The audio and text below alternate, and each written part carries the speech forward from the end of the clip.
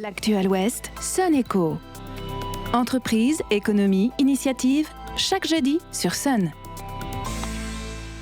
Et un Sun Echo consacré ce midi à l'entrepreneuriat dans le secteur culturel, un secteur justement que l'on n'associe pas forcément à l'entreprise, à l'accompagnement professionnel. C'est pourtant, et c'est bienvenu, ce que porte et ce que permet un dispositif en Pays de la Loire, le dispositif Trajet proposé par les différents pôles régionaux des filières culturelles. Il accompagne dans la durée des porteurs et porteuses de projets dans le domaine de la culture. La seconde édition débute ce mois-ci. 31 initiatives artistiques de la région vont être accompagnées jusque juin 2022.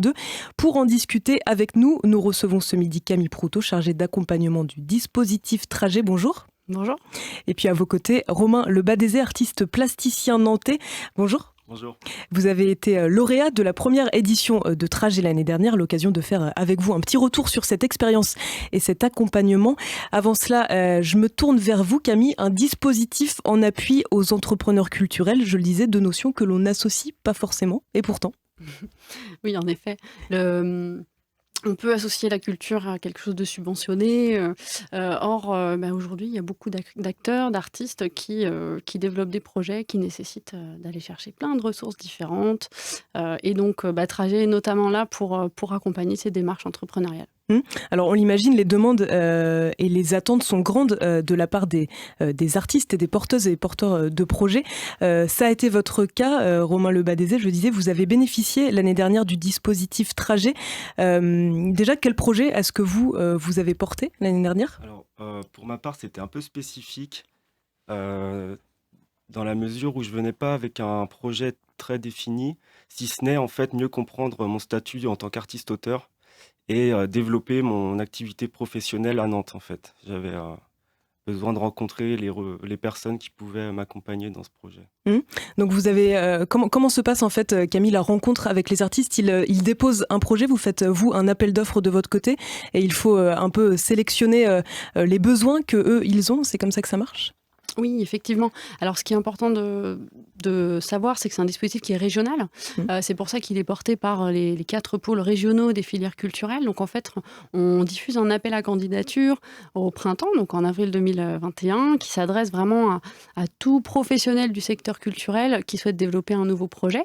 Et on va leur demander de nous décrire leurs besoins. Pourquoi est-ce qu'ils ont besoin de cet accompagnement ?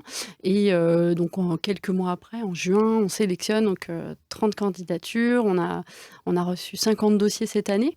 Donc, on choisit de façon collégiale et on essaie vraiment de pouvoir choisir des porteurs de projets qui ont des besoins les plus forts pour pouvoir vraiment répondre à leurs besoins. Et justement, par exemple, quels sont les besoins qui, j'allais pas dire reviennent le plus souvent, mais qui sont particulièrement ciblés lors de l'appel à candidature ? Alors, on a des porteurs de projets qui vont être au stade de l'idée, qui ont envie de développer un projet, mais qui ont vraiment besoin de positionner leur projet, auprès de qui ils vont s'adresser. Donc, on est vraiment sur une phase d'aide à la structuration. On a des projets qui ont besoin vraiment de voir la faisabilité technique, économique de leur projet. Donc là, c'est un niveau un petit peu plus important d'aide à la structuration, plutôt sur le modèle économique.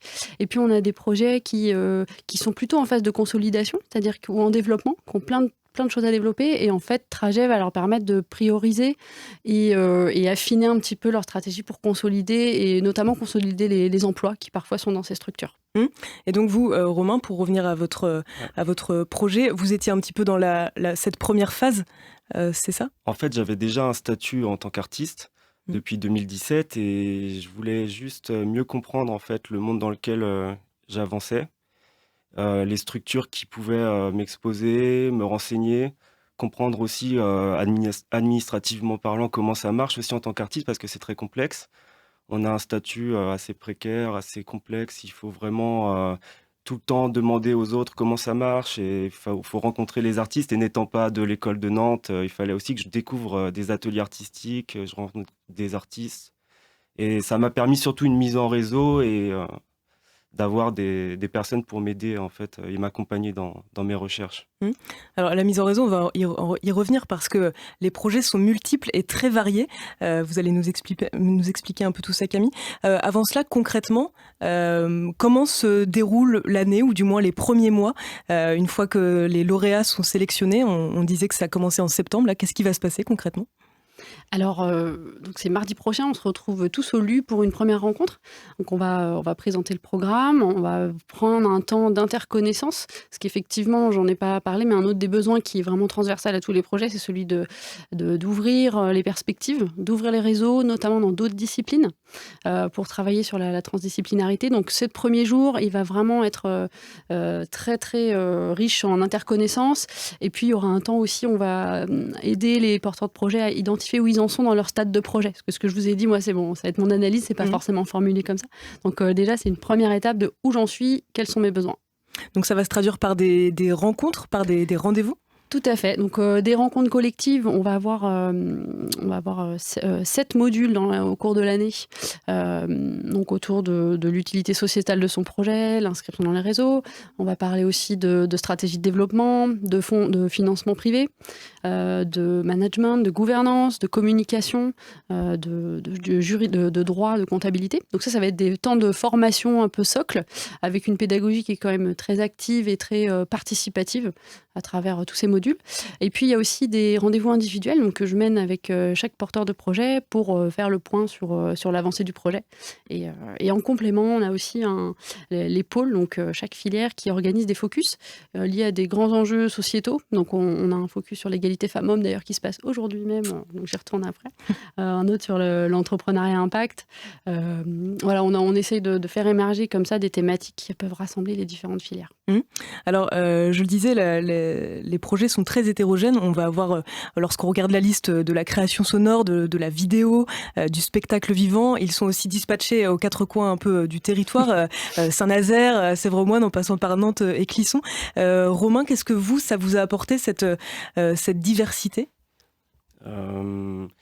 Des déplacements déjà, donc pour aller rencontrer les différentes personnes qui participaient au dispositif. Et d'expérimenter aussi des rencontres entre nos pratiques qui n'ont a priori pas forcément raison de se connecter entre elles. Donc, avec Marc en vidéo notamment. Je suis allé rencontrer aussi Isabelle à la Bernerie-en-Ré qui ouvre un tiers-lieu culturel. Il y a plein de choses à dire en fait, plein de rencontres et des expérimentations et des échanges sur les différences et les convergences en fait, de nos différentes pratiques. Et c'est tout l'intérêt, Camille, j'imagine, de sélectionner des projets qui ne sont pas tous les mêmes et qui sont divers et variés. Oui, effectivement. Certains projets, pareil, je pense à une jeune maison d'édition qui s'est lancée cette année. À travers Trajet, elle a pu mener une campagne de crowdfunding avec des contreparties issues d'une artiste qui faisait de la sérigraphie, développer du podcast autour de son ouvrage et des ateliers de stop motion avec un vidéaste. Par exemple, pour un lancement, ça permet quand même vraiment d'ouvrir les débouchés pour le développement d'une jeune maison d'édition qui s'adresse à la jeunesse, etc. Donc voilà, c'est plein d'idées comme ça qui peuvent émerger de l'interdisciplinarité.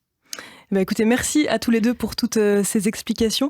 Romain Albazé, j'en profite pour annoncer que vous organisez un vernissage, votre vernissage. Vous pouvez nous en dire deux mots ? C'est ce soir à 18h.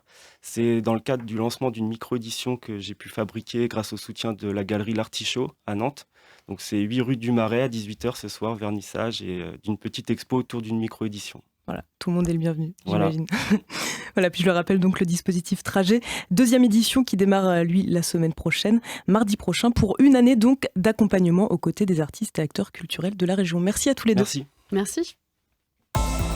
Sun Echo, en podcast et en vidéo sur mysun et lesonunique.com.